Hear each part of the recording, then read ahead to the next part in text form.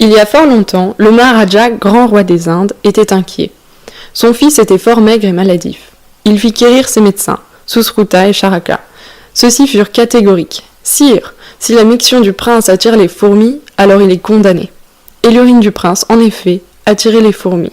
Le prince était atteint de diabète de type 1, et son urine était concentrée en sucre.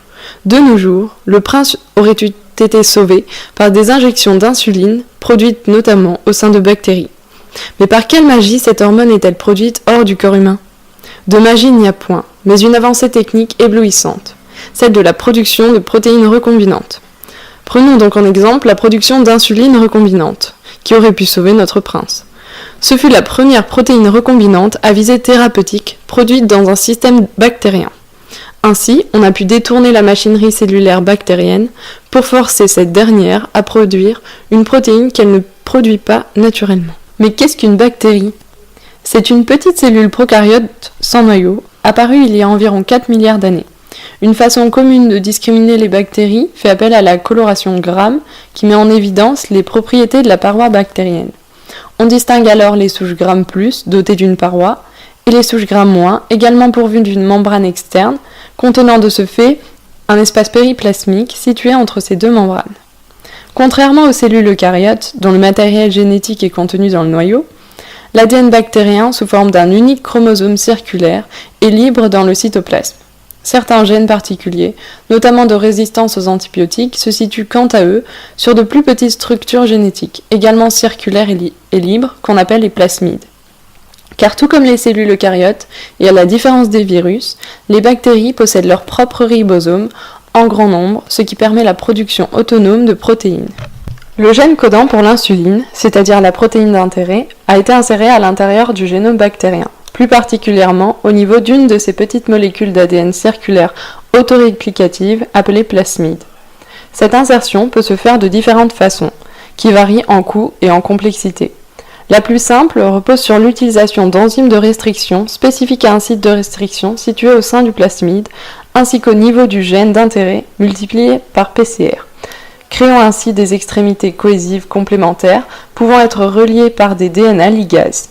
Afin d'orienter l'insertion du gène d'intérêt, on utilise des enzymes de restriction différentes pour chaque extrémité. Le gène d'intérêt doit donc contenir des sites de restriction, mais ceux-ci doivent se retrouver à ses extrémités pour ne pas compromettre son intégrité. S'ils n'en possèdent pas, on peut les rajouter au cours de la PCR.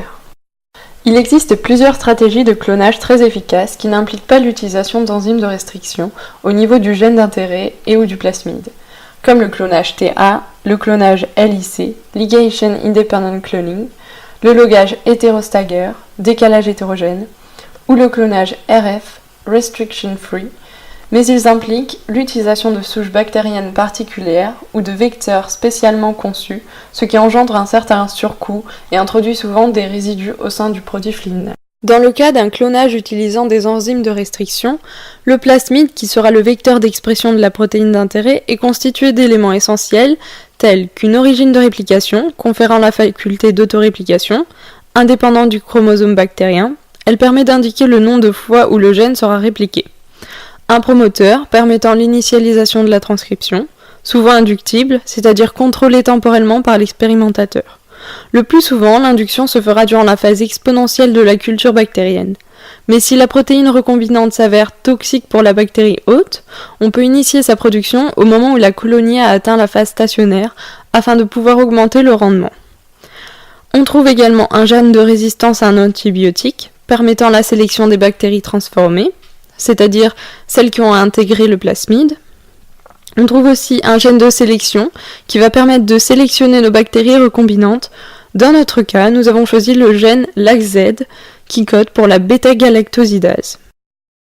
On trouve aussi un polylinker ou site de clonage multiple MCS situé au niveau du gène LACZ ici. Il est reconnu par un grand nombre d'enzymes de restriction comme EcoR1, BAMH1 ou PTS1 qui vont cliver le vecteur et c'est à ce niveau-là que se fait l'insertion du gène d'intérêt. On trouvera en amont du gène des séquences responsables de la traduction, telles qu'une séquence de liaison au ribosome, RBS, qui est riche en purine et qui doivent être bien positionnées. Une étiquette ou tag est généralement insérée dans le site MCS qui ajoute une protéine tag en N ou C terminal de la protéine recombinante, facilitant sa détection et sa purification. Il peut s'agir d'une séquence d'adressage permettant d'adresser notre protéine dans le périplasme de la bactérie. Et enfin, une séquence responsable de l'arrêt de la transcription qui peut être ajoutée en 3' du gène d'intérêt. Voici des exemples de vecteurs les plus utilisés selon leur promoteur. Promoteur du phage T5 comme le PQE, promoteur du phage T7 comme le PET, le P-alter et le PGMEX, promoteur PTAC comme le PMAL. Une fois le vecteur d'expression recombiné, il doit être introduit dans une bactérie. L'espèce bactérienne la plus couramment utilisée en biotechnologie est Escherichia coli. Mais d'une manière générale, le choix du type de bactérie utilisée dépend de plusieurs facteurs.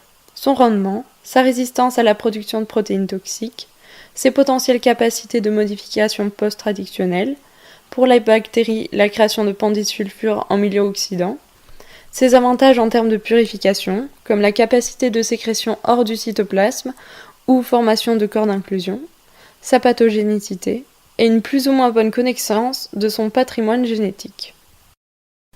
La transgénèse, c'est-à-dire l'insertion des vecteurs de restriction au sein des bactéries, peut, elle, être réalisée par différentes méthodes.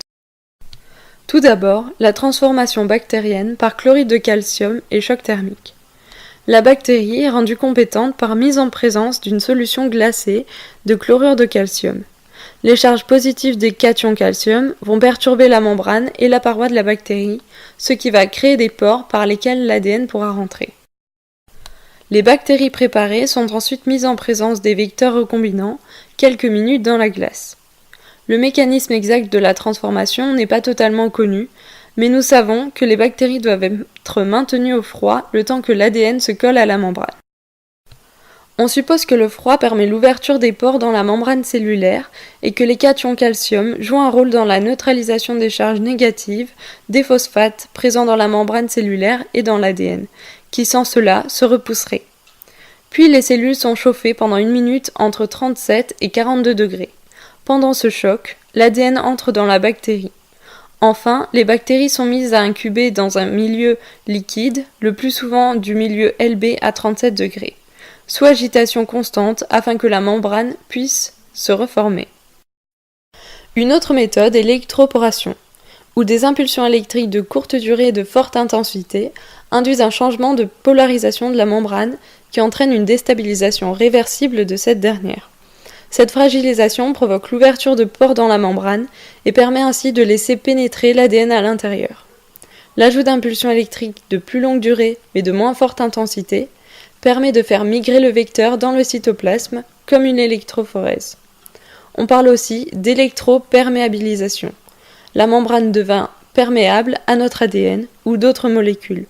C'est une technique qui peut être utilisée in vivo et in vitro. La dernière méthode que nous allons présenter est l'utilisation de bactériophages.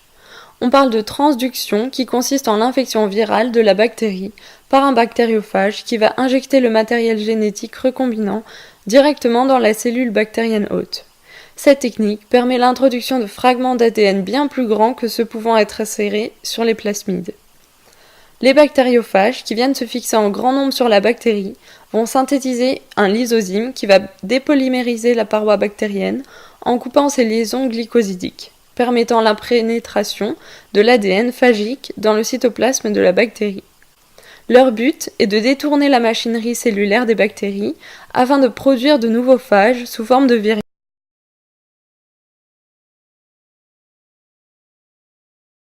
On peut avoir un cycle lytique amenant à la libération des virions matures dans le milieu par lyse de la bactérie, ou bien un cycle lysogène où l'ADN du phage s'incorpore à l'ADN bactérien et se divise en même temps que lui, sans tuer la bactérie hôte.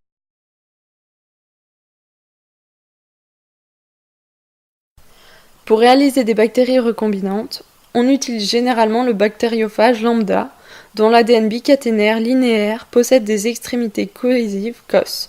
La région centrale du génome du phage lambda, qui n'est pas essentielle, est remplacée par le fragment d'ADN d'intérêt. On crée ainsi un cosmide, c'est-à-dire un plasmide dans lequel les séquences COS du bactériophage lambda ont été insérées. Ces séquences sont nécessaires pour l'encapsidation de l'ADN d'intérêt. La capside contenant alors uniquement le cosmide et non pas le matériel génétique intrinsèque du phage lambda. Le phage permet seulement d'introduire le cosmide dans la cellule et n'engage pas lui-même son processus de réplication, ce qui évite à la bactérie le risque d'entrer en cycle lytique, où elle serait détruite et donc inutilisable. Les techniques d'expression du vecteur dans la bactérie ne sont pas fiables à 100%. Il est donc nécessaire de faire des vérifications et de travailler ensuite seulement avec les bactéries dites transformées recombinantes. Pour cela, on peut utiliser la sensibilité naturelle des bactéries à certains antibiotiques pour sélectionner les bactéries transformées. En effet, le vecteur d'expression contient un gène de résistance à un antibiotique, par exemple l'ampicilline. Mise en culture dans un milieu contenant cet antibiotique, les bactéries n'ayant pas intégré le vecteur ne se développeront donc pas. Cependant, cette sélection n'est pas suffisante pour discriminer les bactéries ayant intégré un plasmide contenant réellement l'insert. On couple donc cette technique à une autre, comme la technique dite blanc-bleu. Le vecteur d'expression contient le gène LAGZ codant pour une bêta-galactosidase. Le XGAL, analogue du lactose, présent dans la gélose et qui est normalement incolore, est hydrolysé par la bêta-galactosidase pour former un pigment bleu. Si le vecteur contient l'insert, le gène LAGZ est inactivé. De fait, les colonies resteront blanches si l'insert est présent. Bien que très couramment utilisées, d'autres techniques existent, comme par exemple la sélection positive. Celle-ci est conditionnée par l'expression au niveau du vecteur d'un gène létal, par exemple l'expression d'une enzyme de restriction digérant l'ADN de la bactérie hôte. L'expression de ce gène létal est interférée par la ligation de l'insert. Ainsi, seules les cellules contenant le plasmide recombinant sont capables de se multiplier. Cette approche est rapide et rentable, puisque le rendement en termes de clones recombinants est supérieur à 99%. Afin d'affiner notre sélection de colonies, nous pouvons réaliser une PCR si l'insert fait moins de 3 kg paire de base, ou une digestion par enzyme de restriction suivie d'une migration sur gel d'agarose pour vérifier que la structure du vecteur et de l'insert sont de taille attendue. Enfin, on peut séquencer l'insert pour vérifier l'exactitude de sa séquence. C'est la technique la plus précise de vérification des colonies recombinantes. Une fois nos bactéries transformées, recombinantes et sélectionnées, nous les plaçons dans un milieu de culture favorable à leur développement afin qu'elles puissent produire notre protéine d'intérêt. Il s'agit généralement d'un milieu LB à 37 degrés. La protéine d'intérêt peut être exprimée dans le cytoplasme ou le périplasme bactérien. Le lieu d'expression des protéines qui est à mettre en relation avec leur nature, leur facilité d'extraction, de purification et de renaturation est à déterminer lors du choix du vecteur. Par exemple, la formation des ponts disulfure, indispensables au bon repliement de nombreuses protéines, est catalysée par un complexe enzymatique d'oxydoréductase présent dans un compartiment métaboliquement oxydant, en l'occurrence le périplasme pour les bactéries Gram-. Ainsi, pour les protéines produites dans un système recombinant bactérien, nécessitant pour leur stabilité l'établissement de ponts disulfure, on choisira un adressage extra-cytoplasmique. L'exportation périplasmique comprend 3 étapes: le tri et l'adressage, la translocation et enfin la maturation et la libération. Plusieurs challenges doivent être relevés par les protéines exportées. Elles doivent rester dépliées et solubles, être triées de celles restant dans le cytoplasme, être correctement adressées aux canaux transmembranaires et activer l'ouverture de ces canaux. Toutes ces étapes nécessitent de l'énergie. En ce qui concerne l'expression cytoplasmique, l'induction conduit pour de nombreux hôtes bactériens à une surexpression de la protéine d'intérêt. Une grande partie de celles traduites dans le cytoplasme ne se conforment pas en structure 3D native, mais demeurent dénaturées et s'accumulent en agrégats insolubles appelés corps d'inclusion. Ceux-ci peuvent parfois se révéler avantageux si on sait y purifier la protéine d'intérêt et la renaturer. En effet, la formation des corps d'inclusion peut avoir un effet bénéfique en protégeant la protéine recombinante de la dégradation par les protéases cellulaires. Dans le cas particulier d'une protéine d'intérêt toxique pour la bactérie qui l'exprime, Une surexpression en corps d'inclusion permet d'éviter qu'elle soit biologiquement active et ne tue la bactérie. La purification des corps d'inclusion n'est pas une étape difficile. En effet, ces agrégats protéiques sont facilement isolés par centrifugation à basse vitesse, c'est-à-dire de 500 à 1000 G, après la lyse des bactéries. L'étape suivante de solubilisation est en revanche plus critique, car elle nécessite la dénaturation chimique complète de la protéine agrégée. Pour cette étape, on utilise le plus couramment de l'urée en présence d'un réducteur. L'étape critique est l'élimination du dénaturant. Pour cela, nous pouvons réaliser une dialyse, une chromatographie d'affinité ou encore de fortes dilutions. De même, les paramètres de température et de concentration protéique sont contrôlés pour favoriser le repliement correct aux dépens de l'agrégation. Pour favoriser la formation des ponts disulfure, le dithiotérénol ou le couple d'oxydoréduction glutathion réduit oxydé sont ajoutés au tampon de renaturation. La protéine d'intérêt est de plus en plus souvent exprimée sous forme de protéine de fusion, issue d'un gène chimère qui inclut un tag ou drapeau qui peut facilement être isolé lors d'une chromatographie d'affinité. La partie tag de la protéine de fusion va alors reconnaître spécifiquement le maltose fixé sur des billes qui constituent la colonne. La protéine de fusion sera ensuite soumise à un traitement protéasique permettant de séparer la protéine d'intérêt de son tag. À la place d'une protéine tag, on peut se contenter d'incorporer une courte séquence peptidique de quelques acides aminés, par exemple une séquence polyhistidine, qui n'affecte pas la structure et la fonction de la protéine d'intérêt et n'a pas généralement besoin d'être séparée. Une fois purifiée, on s'assure que la protéine d'intérêt a été correctement produite par le système bactérien. Pour cela, on examine son poids moléculaire ou sa structure tridimensionnelle. L'électrophorèse permet de faire migrer nos protéines au sein d'un gel de polyacrylamide de façon inversement proportionnelle à leur masse, donc en fonction de leur poids moléculaire. On s'assure qu'elles ne migrent pas en fonction de leur forme ou de leur charge en dénaturant les protéines et en les rendant chimiquement toutes chargées négativement. C'est une électrophorèse SDS-PAGE. Le lot de protéines d'intérêt est inséré dans un puits et un lot de témoins de la même protéine est inséré dans un autre puits. Après migration, si les deux lots ont migré au même endroit, cela signifie que nos protéines recombinantes ont bien la même taille que les protéines témoins. Une technique plus spécifique est celle du Western blot. Son but est de mettre en évidence la présence de la protéine recherchée à l'aide d'un anticorps spécifique. On parle d'immunodétection. Une fois que les protéines sont transférées sur la membrane, on la sature avec du lait, évitant ainsi que les anticorps primaires ne viennent reconnaître des sites non spécifiques. Puis on ajoute des anticorps primaires spécifiques de notre protéine d'intérêt qui vont venir reconnaître ces épitopes. Pour détecter le tout, on ajoute ensuite un anticorps secondaire spécifique de l'anticorps primaire couplé à une enzyme qui, lors d'ajout du substrat adéquat, donne un produit luminescent ou coloré. La lumière émise peut être détectée sur un film photosensible ou par caméra. Lors de réactions colorées, on lira le résultat directement sur la membrane. Il est également possible de vérifier le poids moléculaire précis de notre protéine par spectrophotométrie de masse. On peut enfin étudier la structure tridimensionnelle des protéines par diffraction des rayons X dans un cristal, les protéines étant alors préalablement passées par une étape de cristallisation. On obtient une carte de densité électronique permettant de modéliser la structure 3D de la protéine. Cette structure, lorsqu'elle est entièrement résolue, nous donne la taille et la masse de la protéine. Ces techniques permettent donc de vérifier la bonne conformation de la protéine, mais pas de savoir si elle est fonctionnelle.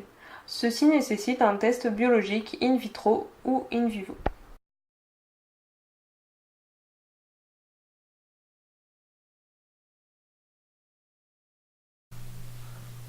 Croissance rapide et peu onéreuse. Non pathogène pour l'homme. Système génétique bien connu, certaines souches améliorées. Expression des gènes contrôlables. Nombreux vecteurs d'expression disponibles. Bon rendement de production des protéines, dizaines de grammes par litre. Corps d'inclusion, facilité de purification et protection contre les protéases. Possibilité de modifier notre protéine afin qu'elle ait des propriétés pharmacologiques avantageuses. Influence du vecteur sur le taux de croissance cellulaire, la consommation d'énergie. Pas de modification post-traductionnelle. Incapable de produire des protéines ayant une structure complexe. Nécessite une lyse de la bactérie, pas de sécrétion, ce qui complexifie l'extraction et la purification et baisse le rendement. Corps d'inclusion, protéines mal repliées, nécessite renaturation, baisse du rendement. Présence d'endotoxines bactériennes.